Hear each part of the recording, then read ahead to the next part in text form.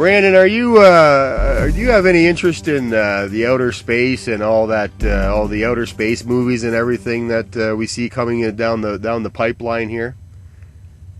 Well, Mike, I mean, we've obviously had some discussions here on Prophecy Report about some stuff in outer space, and if it hits the main news sites, I know about it. But other than that, I'm just not much of a space buff, brother, and really don't keep up with the movie aspect that much at all. Well, here's a trivia question for you then. The new Star Wars movies are set to come out soon, and the Star Wars fan community, they're all up in arms over, apparently there's a black stormtrooper. They're all saying, wait a minute, why is there a black stormtrooper? Any thoughts on why that might be a problem there, Brandon?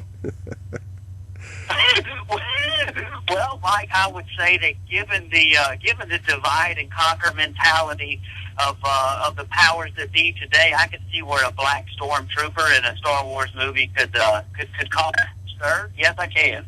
Well, there's lots of allegations of racism against the people who are opposed to having a black stormtrooper, but the fact of the matter is, the stormtroopers were all clones of one man, and that was Boba Fett, and he was not a black person. So the people who are in the know are not being racist. They're just being true to the official narrative, that if you're a clone of a white guy, you should not be black. So that's all that controversy, but that's the trivial portion of the show.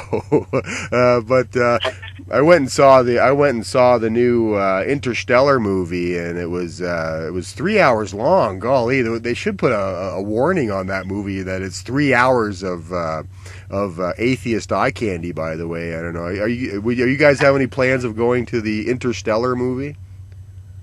I can't say that's on my schedule in the next couple of days. No, I haven't made it there yet. Yeah, it was just a brief synopsis of the movie. Basically, the whole Earth is eroding away, and there's dust storms every day. And they don't explicitly mention global warming as the cause, but I don't know. I guess it's sort of implied. The Earth has run its course, and they need to find a way to get off the Earth and get over to another planet. And after bouncing from one tragedy to another. The lead character there, Matthew McConaughey, he ends up launching his spaceship into a black hole, and when the spaceship starts breaking apart, he ejects from the spaceship. Now they're in space, and he's flying at a blistering speed into this black hole. He ejects from the ship. Now he himself is flying into the black hole with nothing but a spacesuit on, and when he gets down deep into the black hole, he ends up in a room. So you can, if you're watching the movie and you're listening closely, you can actually hear the foundational laws of physics blowing its rape whistle as the whole thing is going on. But and it's a science fiction, and the reason I'm talking about this, Brandon, is because the whole world now is keen on, when we look at all these attempts to reach Mars and all this talk about sending people onto Mars and all these tragic events with billions of dollars worth of equipment malfunctioning and exploding and blowing up and we're not going to give up. We're going to reach Mars and we're going to get this done. And there's this global initiative to reach up to the heavens. It all sounds very familiar, doesn't it? Well, Mike, it certainly does. We discussed this before, and we know that this is very biblical. We saw it at the Tower of Babel, and God stepped in and intervened, and it certainly appears that could be happening again.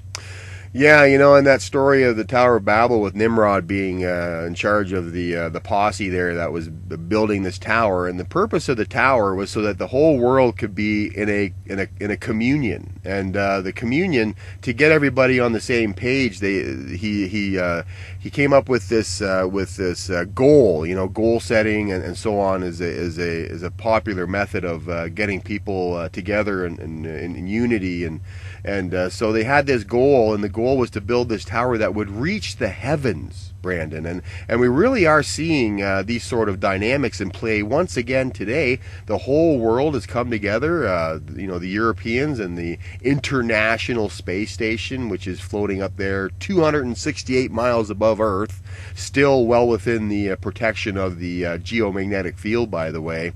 And the whole world is interested in space movies, space travel. Let's get up to Mars, and the whole world seems to be united with once again this very familiar common goal, doesn't it?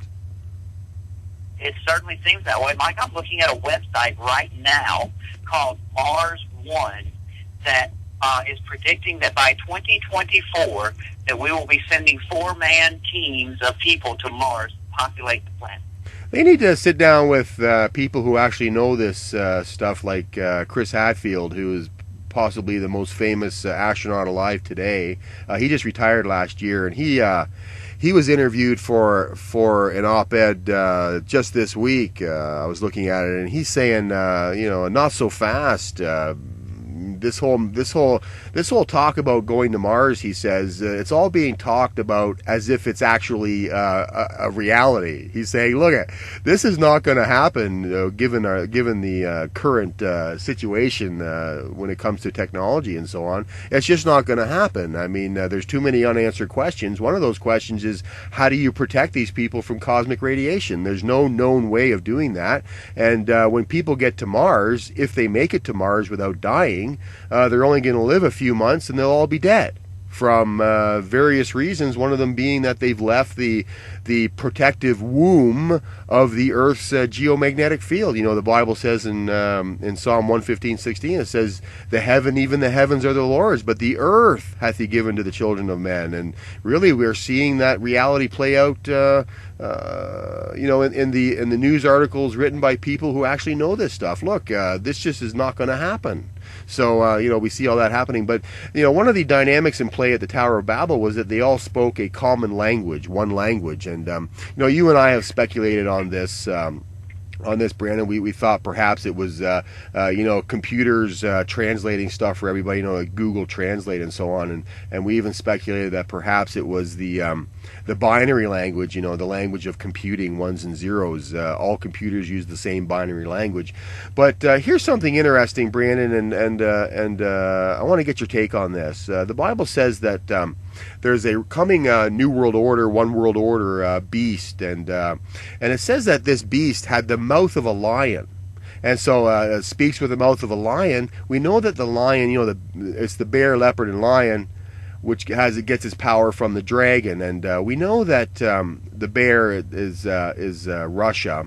The bear is the national animal symbol for Russia. The leopard, we've talked about this before. Maybe we'll talk about the leopard in more detail. There's a lot of evidence. There are many reasons to believe, folks, that the leopard is Germany in its current Fourth Reich, the fourth head of the leopard. But the lion is clearly, in my mind, is clearly England. And England is the lion, which speaks the English language. Now, I don't know how you feel about that, Brandon, but when I was 14, I moved to Norway, and so I had to go to grade 9. They put me in grade 9 when I went there.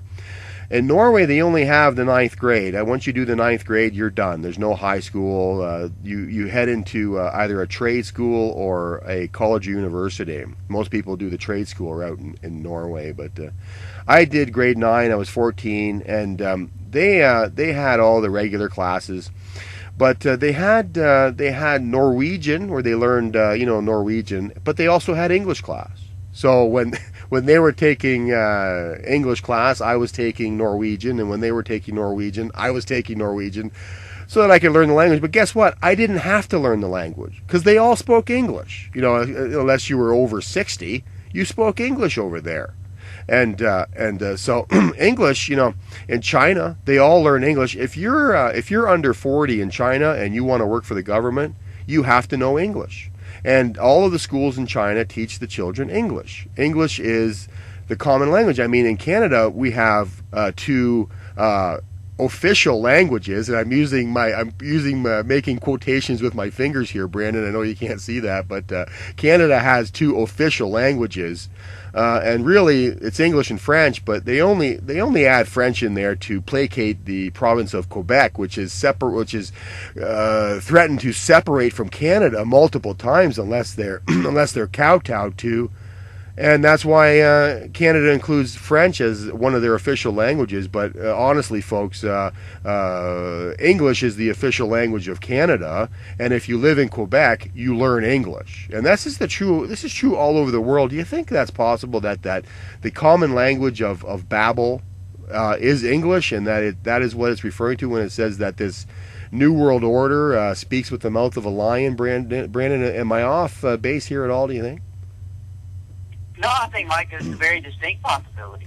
And, I mean, obviously, as you just pointed out again, with the lion's representation of Great Britain as pertains to end times, and the language of Great Britain obviously is English. And, English is the language of business in the world today. It's the language of trade, the language of money.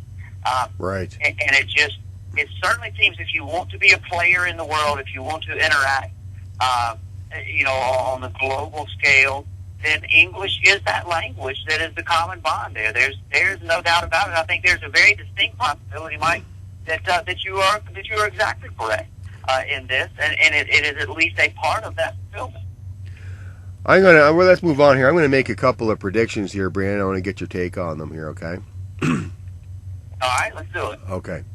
I'm going to make it the easy prediction here first, and that is that with the price of crude dropping down to about $70 a barrel now. By the way, I live in Canada, and in Canada, Canada is well known for its tar sands up in northern Alberta, Saskatchewan, that area.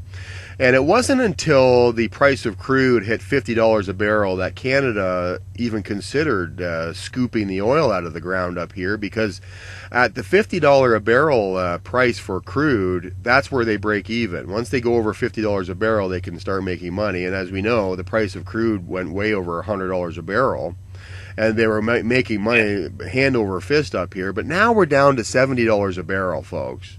Russia now is in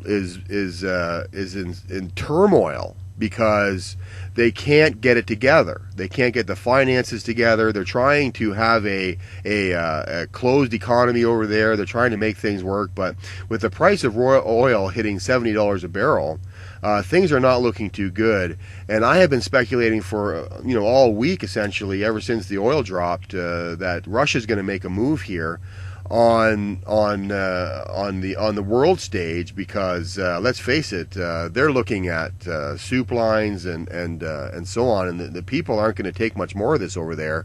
And now today, Brandon, I look in the nationalreview.com, and there is a writer here, his name is Victor Davis Hansen. He's saying essentially the same thing, and the title of the article is "War Clouds on the Horizon.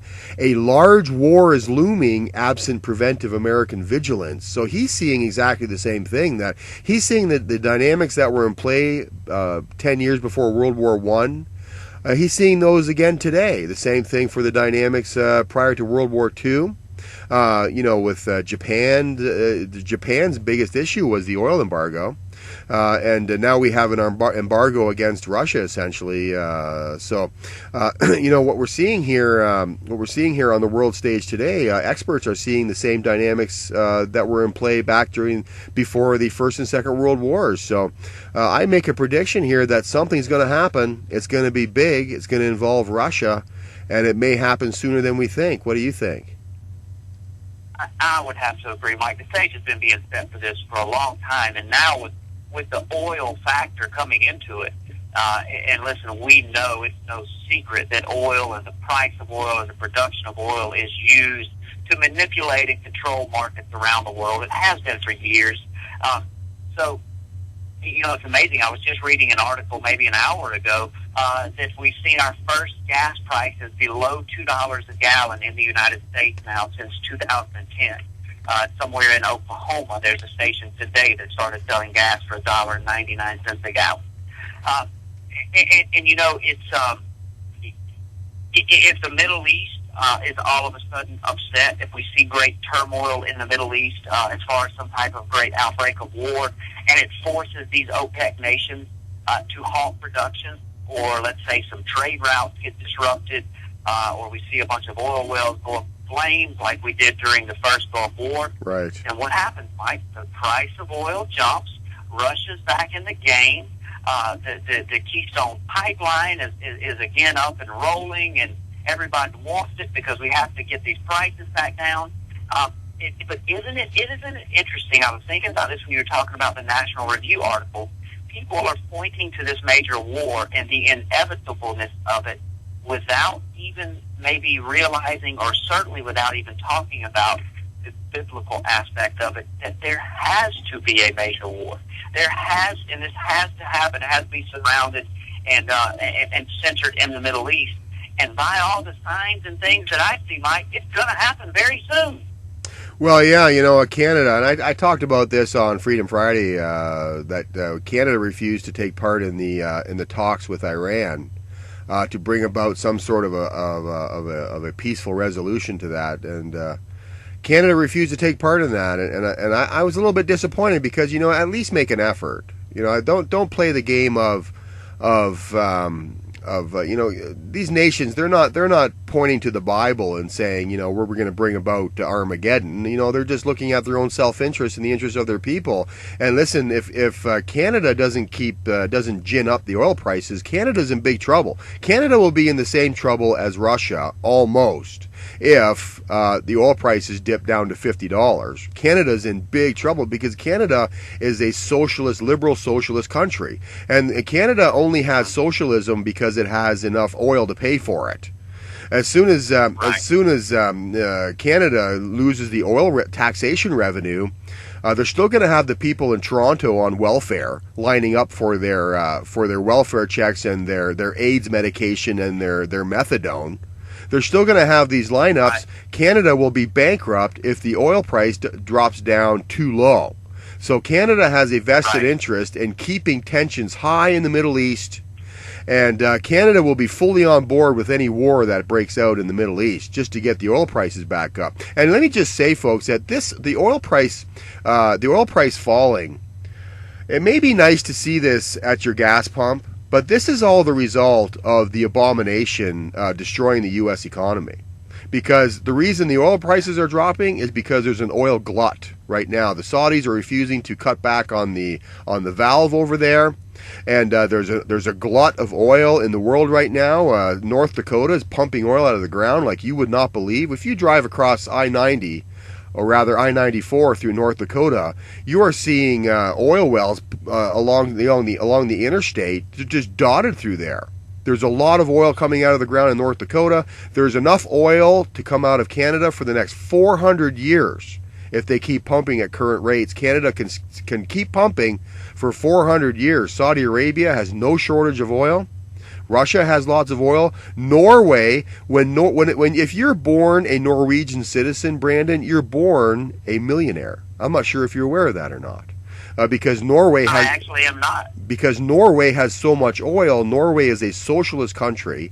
Every person born in Norway is born a millionaire. They don't see the money right away. You could go on welfare right away in Norway and just live off the dole. Norway has a 25% unemployment rate, and they're happy to be unemployed. They don't care because they're all millionaires over there. That's how much oil they have in the world, and because the economy is so bad, nobody's driving anywhere, nobody's flying anywhere, nobody's ordering products to be moved on trucks. So it's a supply and demand problem. The supply is high, the demand is low because the economy is in the tank because of who is in the White House, folks. That is a basic 101 economy lesson for you. And Brandon, I know you know that's true. Oh, absolutely, Mike. There's no doubt about it. Isn't it interesting, though? I was thinking here as you're naming off all of these nations and their great oil supplies, and that Canada, for instance, enough oil for 400 years that they at the same rate that they're going now. Right. But yet we are constantly threatened time and time again with the oil shortage and this agenda of we must find other energy sources because we're running out of oil. And we know and we understand, Mike, that it's just not the case. Oil is used to manipulate and to control. It was one of the Rockefellers that was very famous for saying that through oil you can control countries, but through food you can control individuals. Of course, he was making a case for controlling food supplies, but the first part of his statement is so true. If you control oil, then you control entire nations, because we've made it so powerful in our economy and in our world system.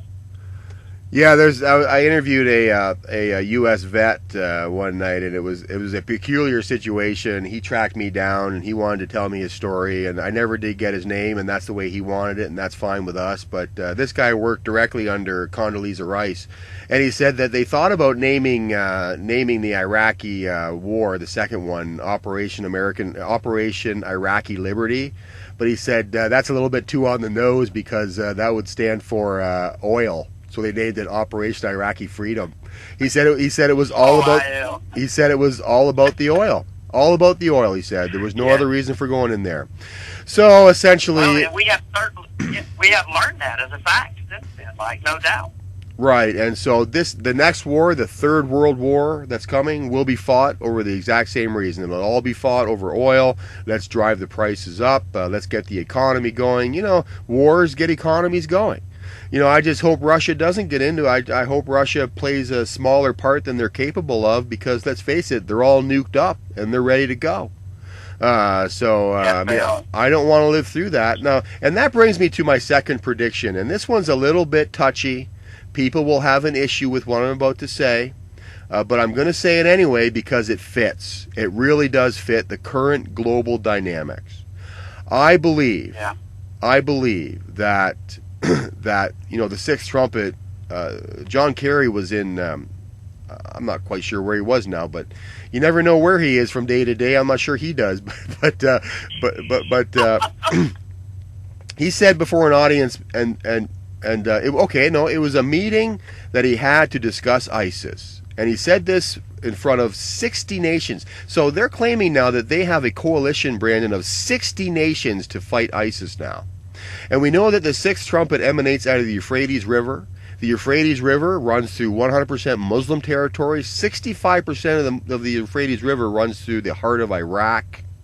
We know that the sixth trumpet emanates from the Euphrates River. It involves a large army, and it kills a lot of people.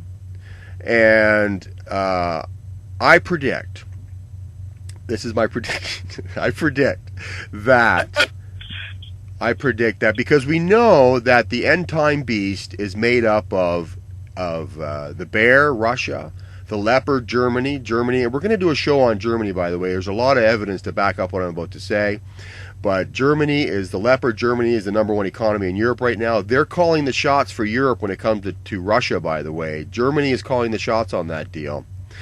And the lion, it says it speaks with the mouth of a lion. The lion is Great Britain, is England, and it's an English-speaking entity. And it gets its power from the dragon. The dragon now is a solvent nation, and is China. China is a nation with, yes, it does have millions of Christians there. The gospel has gone to China. But China would survive what I'm about to say. And China would survive financially. China has trillions of dollars in the bank. China would survive this financially. It's the rapture, because with the imminency of the sixth trumpet, the rapture is the seventh trumpet.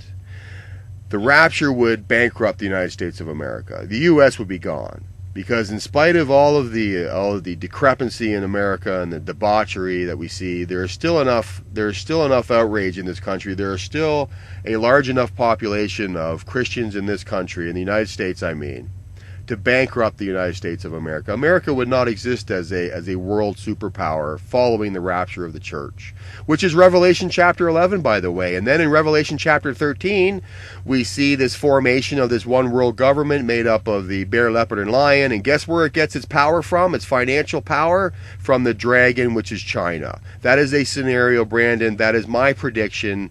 Your thoughts, please. Well, it's very interesting because earlier today, the headline of Drudge was this: New Dawn, China, world's biggest economy. Yes. That was headlines at Drudge for about half the day today. And then I'm looking at this while you're talking, Mike. I pulled this up, a map of the Tigris and Euphrates rivers. Yes. Both of those rivers originate in Turkey, flow through Syria, and then empty themselves out in Iraq. It's amazing. Mike, what three nations are dominating headlines today? Yes. And this whole ISIS struggle, and then our involvement being the United States and these 60 nations supposedly that are ready to go against ISIS. Where would these 60 nations be going? To the three countries that I just named. Right. To Iraq, to Syria, and to Turkey. It is unbelieving the stunning fulfillment that we are watching these things happen, Mike. You know, as I go through my daily chores here, Brandon, and I'm listening to all of the news feeds, CNN, Fox News, BBC. I mean, if you're going to get the full picture, BBC covers more of the world than anyone else. You got to listen to them very cautiously, though. They are decidedly a liberal organization. However, as I listen to all these news outlets 24/7 feeding the news to us constantly, part of me is every now and then looking up, Brandon, just wondering, because it's just a feel that I have that we're so close to getting out of here. You know what I mean? You know, on our last show, you said that Jesus could come back tomorrow. So, hey, I'm ready, man. I'm ready. But listen, you put me in a box there with that statement. Now I have to say. Well, you encourage a lot of people with that, and really, you're not saying that he will, and you know the timing of it all, and you know that there's not going to be a day or an hour that we can point to, but that we should always be ready, and we should always be concerned that we will be found doing what the Master has commanded us to do, that we'll be doing the exploits that he said we should be doing. And if we know the Lord and we're walking close to him, as it says in Romans 8:14, for as many as are led by the Spirit of God, they are the sons of God, then we will be doing the assignments that he has for us to be doing when he comes. And that is the bottom line on that. Sorry for putting you on the spot there, Brandon. No problem, brother. I'll take the heat on that one. But you know, Mike, we're just right there, man. And we've talked about this so many times and at length that, you know, you and I both travel a lot in our work, and we deal with a lot of people. And people just know. Even people that have no idea of the spiritual things that are going on, of the warfare that's going on around them, of the biblical nature of world events, people just know in their soul that something is happening in the world, that something big is getting ready to happen, and that things aren't right. Senator Ted Cruz just this week made the statement that America, I think he said that the world is on fire. In other words, the world is just in turmoil. Yes. And it is. And we're witnessing this. And you know, you jokingly said that on the last show, I said Jesus can come tomorrow. Right. Well, yes, God is sovereign. If it's, you know, determined that Jesus is coming tomorrow, then he's coming tomorrow.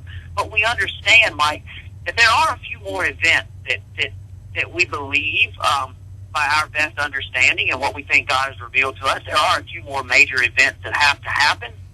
But that list is getting shorter by the day. Yes. Yes, thank you. And we're watching things happen. It's just unbelievable to be a witness to this in these end times. Let's switch gears here, Brandon, to our final topic of the week. Here, there was revealed in the news today. In fact, I think it was on BBC that I heard this, that the Vatican has discovered that they have hundreds of millions of dollars in savings accounts scattered around the world that they have just discovered that they didn't even know they had. Hundreds of millions of dollars. And the first thought that came to me was, yeah, right, you didn't know you had hundreds of millions of dollars. So, but anyway, we'll give them the benefit of the doubt that they had hundreds of millions of dollars scattered around in savings accounts that they didn't know they had. But this has all come to light today. But I don't know. There's some interesting news out there about the false prophet Pope, and we call him the false prophet Pope. We believe that he is speaking as a false prophet. We're not saying that he is necessarily the false prophet of Revelation, but he could be. And we have been fascinated, Brandon, I know you have also, with the eerie connections, the parallel connections between Pope Francis and the abomination. What are your thoughts on that? Mike, it seems that the path of Pope Francis on a global scale, on a political scale, on a, I'm going to use this word loosely, on a religious and spiritual scale, and the path of the man of lawlessness that is sitting in the White House of the United States are on a collision course. It is unbelievable at how their doctrines, their philosophies, and their politics are just lining up and converging. And then, correct me if I'm wrong, but aren't we scheduled for a meeting between the two, which would be the first of such sometime next year already? This is scheduled for September, Brandon, and this is really fascinating because the Pope is going to speak before the United Nations at the end of September, I think the 23rd. He's scheduled to be in Philly and New York City.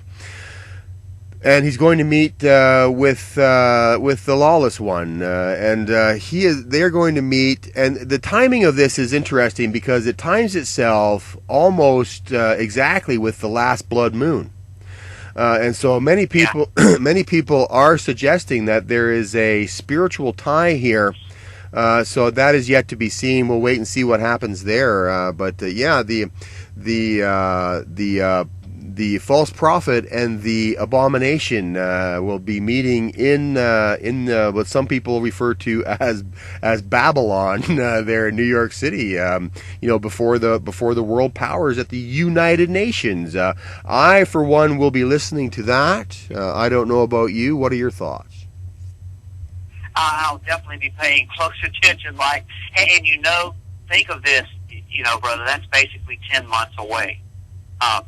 And if you're and mine and so many others' gut feeling, and if we're doing the math correctly and adding up these other world events, and we are getting ready to see all hell unleashed in the Middle East, then what if that is happening in September of next year when we see this convergence take place at the United Nations? It would certainly be an interesting meeting to watch, Mike. Now, didn't the Pope get certain endorsements from other world religions this week? What was it? Was that on? What was that regarding? I know you know a little bit more about that than I do, I think. Yeah, it was just a little article that I ran across, and basically, I mean, I don't have it pulled in front of me, but I mean, basically, with every major world religion is endorsing the Pope. And the context of the article is that because he's bringing about this understanding that all religions are the same and that anyone can go to heaven. Listen, the Pope has told us that atheists will be in heaven. Yeah. And he has he said this week also that we are mistaken if we are connecting Islam to violence. Right. We're talking about the most violent religion on the face of the earth right now. That is slaughtering the chosen ones, that is being led by the abomination, and we're seeing the destruction and the desolation of God's people, of Christians and Jews throughout the Middle East by the hands of Islam.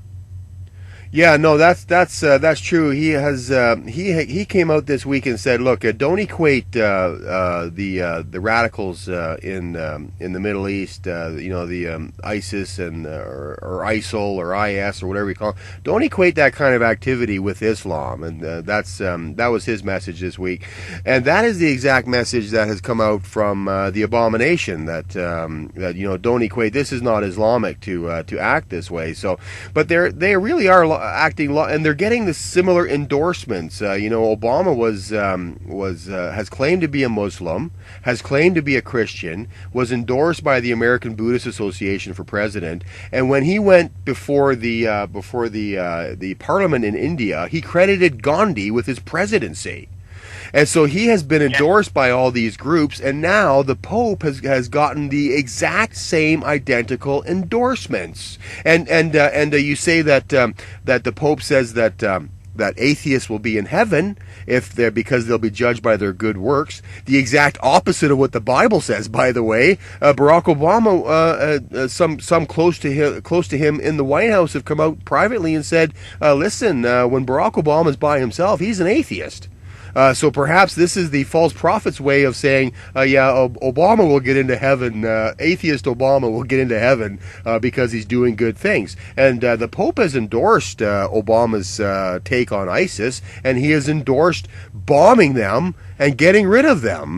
So these two people, these two historical figures walking through history before our very eyes on our television sets today are walking hand in hand, metaphorically speaking, when it comes to philosophy, when it comes to their take on world events and spiritual events. These two people are virtually indistinguishable.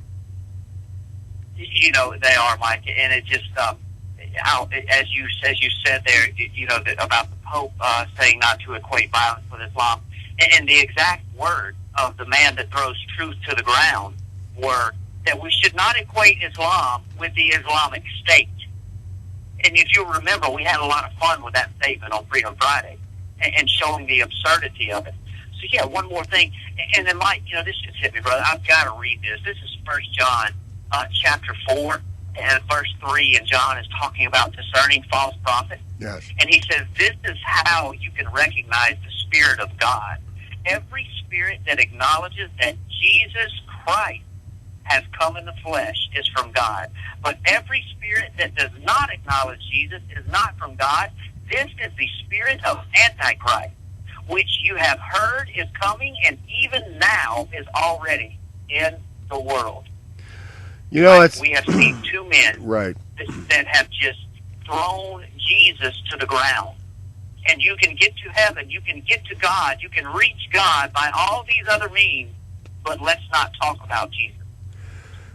Well, that's right, and there is an end to all of this false prophet person, and it's too bad that the Pope appears to not know the Bible very well. If he's endorsing atheism as one of the ways to get into heaven, I can't help but wonder, does he even know the Bible at all? Because if he did, he may realize that he does fit this false prophet personality. And what is the end of the false prophet? Revelation 20:10 says, the devil that deceived them was cast into the lake of fire and brimstone, where the beast and the false prophet are, and shall be tormented day and night forever and ever. That's forever and ever, folks. That is tormented day and night forever and ever. There's a lot of theology that goes into that. A lot of people think, hell is not eternal. There is this theory that people, that's the annihilation theory, that people get annihilated and they are no more. They feel nothing, no pain, no sorrow, no nothing. Listen, folks, hell is a real place. There's nothing good in it, and it's forever and ever. Brandon, give us some closing thought. We've been going for a while here now. Give us a good word to close this out for the people. I like to ask you to do that after every show here. Well, Mike, what you just said, hell is a real place, and there's nothing good in it, and it's full of bad things and bad people. You know what, Mike? That is 100% true. But do you know what is also 100% true, brother? I know you know that heaven is also a very real place. And heaven will be inhabited by nothing but good, and it will be inhabited by the God that created this universe, that created you and I in his own image. And Mike, if we will make a decision and do what the book of 1 John said and acknowledge that Jesus Christ came in the flesh to this earth and died for our sins and conquered death and hell and rose out of that grave on the third day, then brother, we have the promise of being in that place in heaven for eternity and surrounded with nothing but good.